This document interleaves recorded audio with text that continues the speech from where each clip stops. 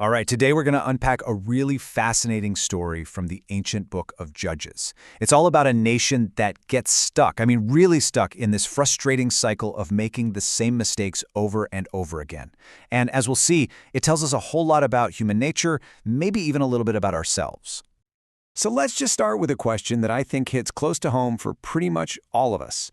Why do we keep making the same mistakes? You know what I'm talking about, right? You know what you should be doing. You might even feel awful when you mess up, but somehow you end up right back where you started. Well, believe it or not, this ancient story is like a perfect case study for that exact problem. Okay, so here's our game plan. We're going to start with a promise and a warning. Then we'll see how a whole generation just forgets. We'll look at the price of that disobedience, break down the cycle they got stuck in, and finally see how the entire nation was put to the test. All right, first up, a promise and a warning. The story kicks off with this incredibly dramatic confrontation at a place called Bokim. Now, Bokim actually means weepers, and believe me, there's a very good reason they called it that. So the angel of the Lord shows up and just lays it all out on the table. It's this direct, almost blunt accusation. He says, "I will never break my covenant with you, yet you have disobeyed me. Why have you done this?" It's basically, I kept my promise, you didn't. What happened? And that question just hangs there. So what was this deal, exactly? Let's break it down. On one side, you've got the covenant.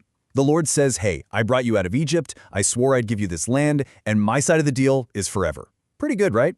Then there's the command for Israel. All they had to do was two things. Don't make deals with the people already living there and break down their altars. Simple enough, you'd think. But, well, that's exactly what they didn't do. And because of that, there's an immediate consequence. The Lord says, fine, I will not drive them out before you. They will become traps for you, and their gods will become snares to you. So the very people and influences they were supposed to get rid of, they're now permanent fixtures. And they're not just going to be friendly neighbors. They're going to be, as the text puts it, traps and snares, a constant source of temptation just waiting for them to trip up. Okay, on to our next part. A generation forgets. This is where that initial problem starts to snowball. See, it wasn't just about one bad decision. It was about what happened as time went on, as an entire era passed away. This timeline here is so important to understanding what happens next. You see, during the lifetime of Joshua and all the leaders who had actually seen what the Lord had done, everything was fine. The people served the Lord. They had that living memory. But then Joshua dies at 110, and a whole new generation grows up, a generation that, as the text says, knew neither the Lord nor what he had done. For them, it was just stories from their parents. It wasn't real to them. So what happens when a whole society gets collective amnesia? Well, that brings us to part 3, the price of disobedience. This is where we see the direct consequences of forgetting who you are and where you came from. Without that connection to their past, this new generation just goes off the rails. They didn't just forget, they actively turned away. They did evil, they forsook the God of their ancestors, and they started serving the local gods, these figures called the Baals and the Ashtoreths. They basically just started following the gods of all the peoples living around them, the exact thing they were told not to do. And this didn't go unnoticed. The text says it aroused the Lord's anger, and the result was immediate. He gave them right into the hands of raiders, who just plundered them. Suddenly, they were totally vulnerable to all the enemies surrounding them. The situation gets summed up in just 3 words from the text, but they are absolutely devastating. They were in great distress. We're not talking about a little trouble here. This was a full-blown national crisis, a period of immense suffering that, let's be honest, they brought on themselves. But here's the thing, that great distress wasn't the end. Instead, it became the starting pistol for a predictable, repeating pattern of behavior. And that brings us to the absolute heart of this whole story, the cycle of Judges. Okay, so here's how the loop worked. It's basically a 6-step downward spiral. Step 1, Israel serves other gods. Step 2, the Lord's anger is aroused. Step 3, as a result, Israel gets oppressed by their enemies. Then, when things get bad enough, they cry out for help. So Step 4, the Lord raises up a judge, a kind of military deliverer. Step 5, the judge saves them, and there's peace. But, and this is the key, Step 6, the judge dies, and the whole thing starts all over again. And here's the truly tragic part. It wasn't just a loop, it was a downward spiral. It got worse every single time.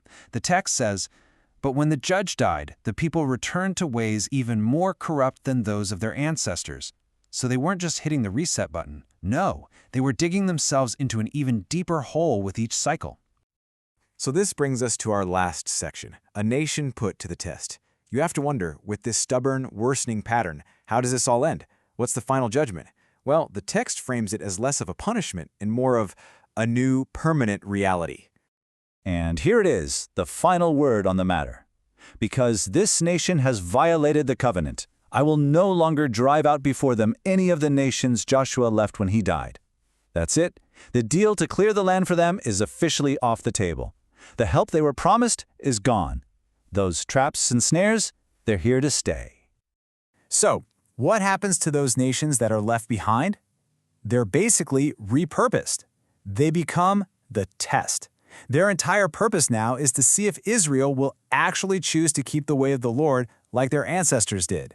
The temptation is now a permanent neighbor. The question isn't, will they be tempted anymore? It's, what will they do when they are? And that really brings us full circle, right back to that question we started with. When you see an entire nation get caught in a destructive loop like this, a cycle they literally create for themselves over and over, it forces you to ask, what does it take to break a destructive cycle? I mean, really break it. Is it just about remembering the past? Is it about having a better leader? Or is it something deeper? That's definitely something to think about.